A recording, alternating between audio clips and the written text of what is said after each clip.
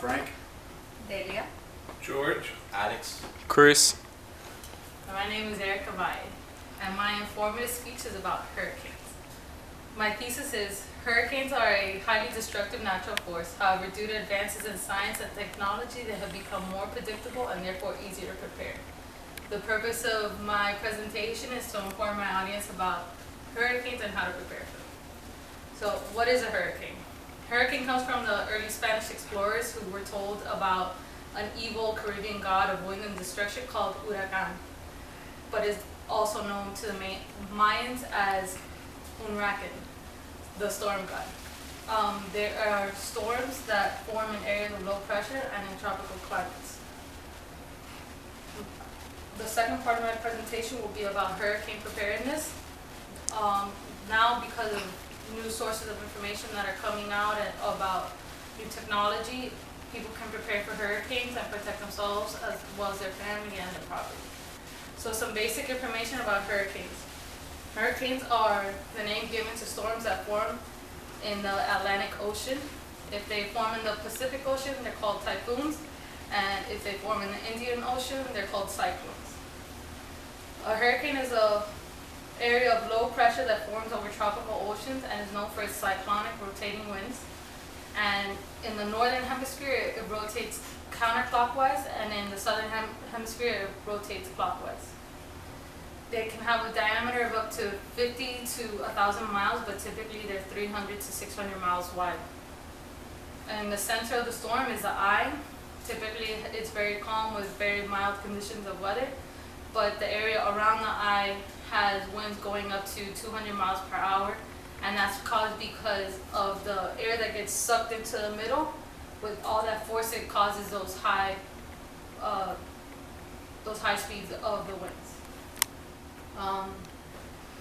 How hurricanes develop, no one exactly knows, but there are a few conditions that need to be met. For example, the surface temperature of the ocean has to be at least 80 degrees Fahrenheit. They do not occur in the South Atlantic because the ocean currents don't allow the temperatures to go above 80 degrees. Also, they don't form within 450 miles north or south of the equator. And what is known is that as the warm air rises, it gets sucked into the middle, forming an area of low pressure on the bottom. And as it comes up above, it creates a pressure, it's high pressure, so it pushes the winds outward, and then that causes the spinning rotation of the winds. Because of the Coriolis effect, the inflow begins to turn in a spiral, which increases the efficiency of the updraft. It starts to turn faster and faster, becoming a tropical revolving storm. Once it's made, however, a hurricane is self-sustaining, drawing its energy from the warm waters. However, as it passes over land, it doesn't obtain energy as efficiently because land does not conduct heat as efficiently as water does. Also, the direction of the hurricane is mostly by prevailing winds. However, due to its own rotation, it causes the hurricane to move typically on a curved path. Hurricanes over the years have become more and more powerful. There's some debate as to why it's happening, but mostly it is agreed that they happen because of increasing greenhouse gases and global warming. At first they thought that the greenhouse gases and the global warming would increase the number of hurricanes. However, they were only seeing that the intensity of the hurricanes were just increasing, not the number. So how to prepare for hurricanes.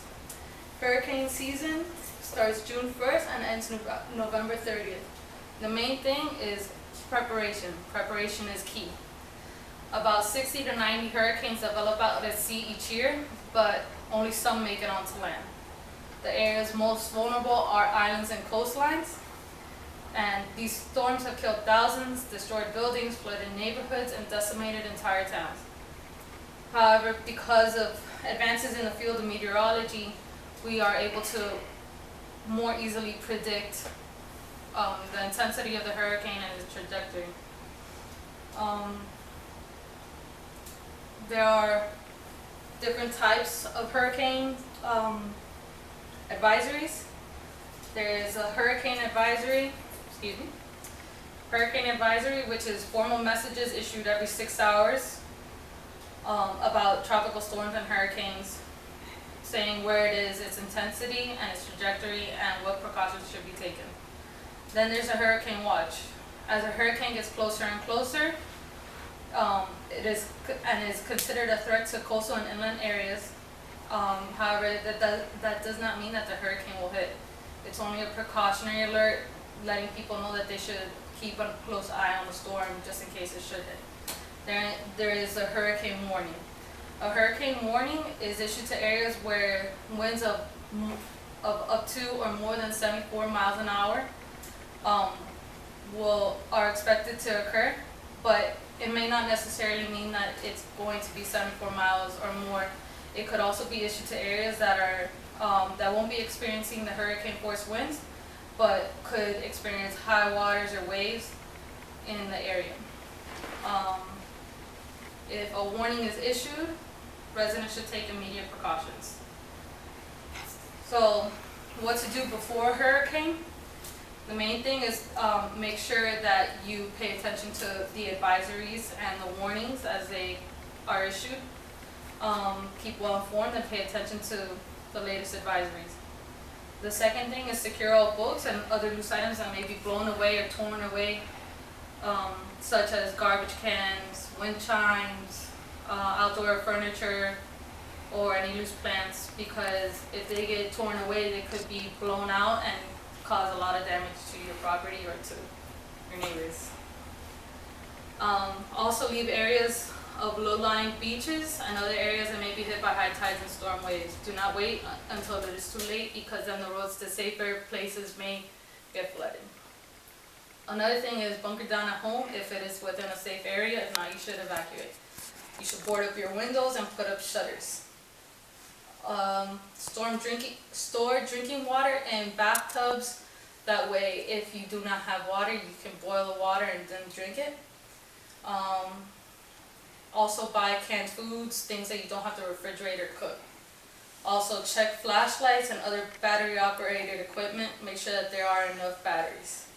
Fill up the cars with gasoline. And last, if you have access to a generator, make sure it is working and prepared in case of a power outage. So, what can be done during a hurricane? Remain indoors. That's the main thing, because it's very dangerous to go outside during a hurricane. Keep track of the storm through news updates given via television or radio. And also, if possible, avoid the eye of the storm, because although the eye of the storm is the calmest area in the hurricane, the areas around it are very dangerous. What can be done after a hurricane?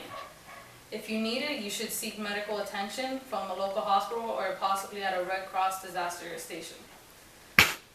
Another thing is stay out of disaster areas and be careful with standing water and down power lines or other debris.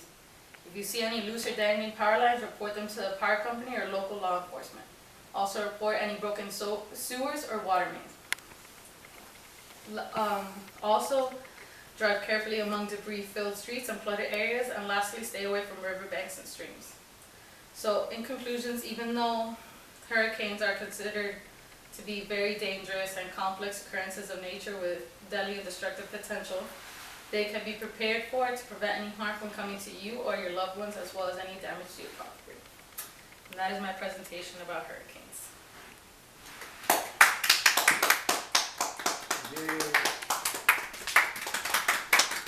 Yeah.